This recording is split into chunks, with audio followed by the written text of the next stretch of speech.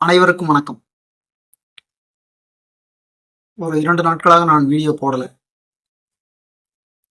என்ன காரணம்னா, எனக்கு எல்லாத்துட்டயும் வியூஸ் பார்க்கணும், நிறைய வியூஸ் வரணும் அப்படிங்கிற எண்ணம் இல்ல.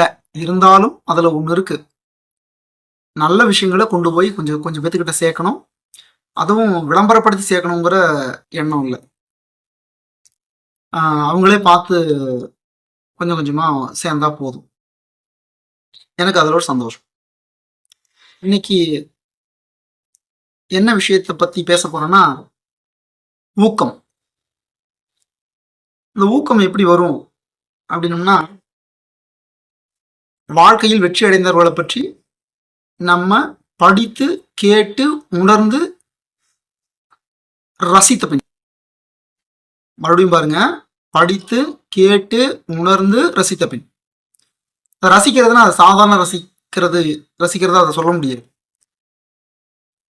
எந்த ஒரு துறையிலும் எப்படின்னா, அது என்ன துறையா வேணா இருக்கலாம். எல்லாத்துக்கும் கண்ணுக்கு தெரியறது சினிமா துறை மட்டும்தான் தெரியுது. வேற எதுவுமே தெரிய மாட்டேங்குது. ஏன்னா மக்கள் சினிமாவை மட்டுமே ஒரு பெரிய வாழ்க்கையா நினைச்சிட்டு இருக்கிறாங்க. ஆனால் சினிமாவும் ஒரு பெரிய வாழ்க்கை, நல்ல வாழ்க்கை தான். நல்ல ஒரு துறை, வாழ்க்கைங்கிறத விட நல்ல ஒரு துறை. நம்மளோட திறமையை வெளிக்காட்டக்கூடிய ஒரு துறை, எல்லாத்துக்கும் அது தெரியக்கூடிய ஒரு துறை.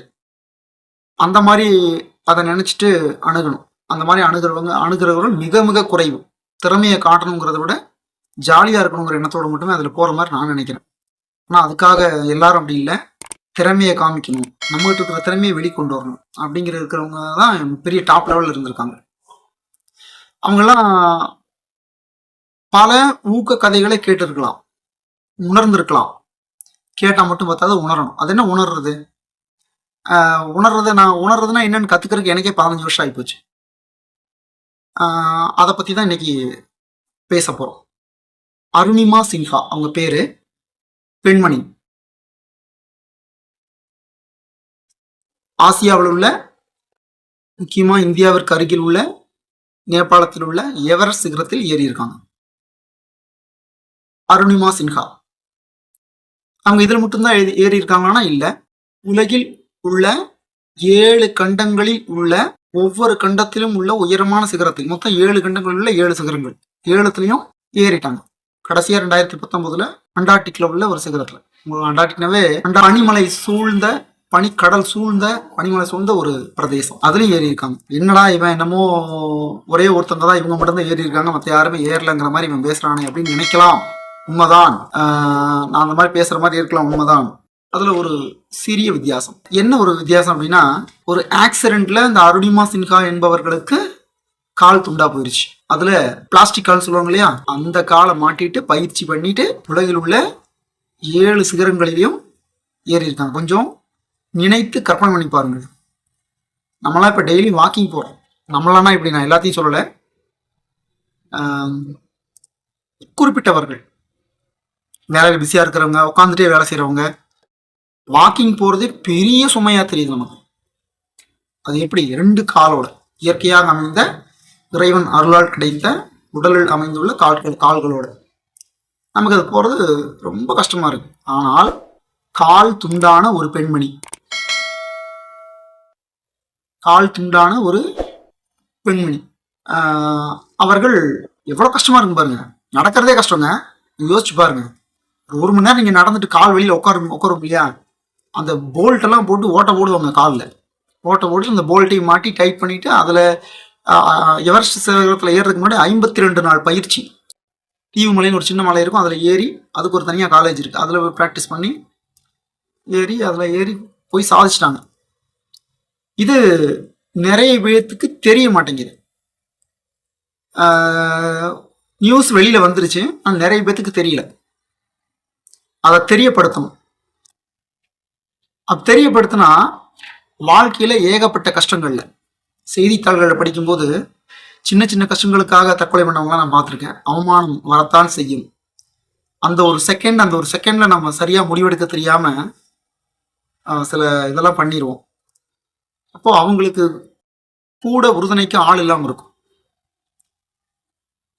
அப்போ இது மாதிரியெல்லாம் நம்ம படிச்சு அல்லது கேட்டு உணர்ந்து முன்னாடியே வச்சுக்கிட்டோம்னா இக்கட்டான சூழ்நிலையில அது மிகுந்த உதவியை பெறும். நமக்கெல்லாம் அவங்க குரு மாதிரி அமைஞ்சிருவாங்க. குருனா ஒருத்தங்க பக்கத்துல வந்து உட்காந்து சொல்லி கொடுத்து வழிகாமிச்சோம்னு அர்த்தமெல்லாம் கிடையாதுங்க. ஒரு மிகப்பெரிய ஞானி சொல்லுவார், அவங்ககிட்ட ஒரு கொஸ்டின் கேட்டிருக்காங்க, உங்களோட குரு யார்? அவரு இவரை கூட்டு போய் இவர் தாங்க என் குரு அப்படின்னு சொல்லி ஒருத்தரை காமிக்கிறார். அவரை பொறுத்தவரை அது ஒருத்தர், நம்மளை பொறுத்தவரையில ஒன்றை காமிக்கிறார். அது என்ன ஒன்று? ஒரு நாயை காமிக்கிறார்.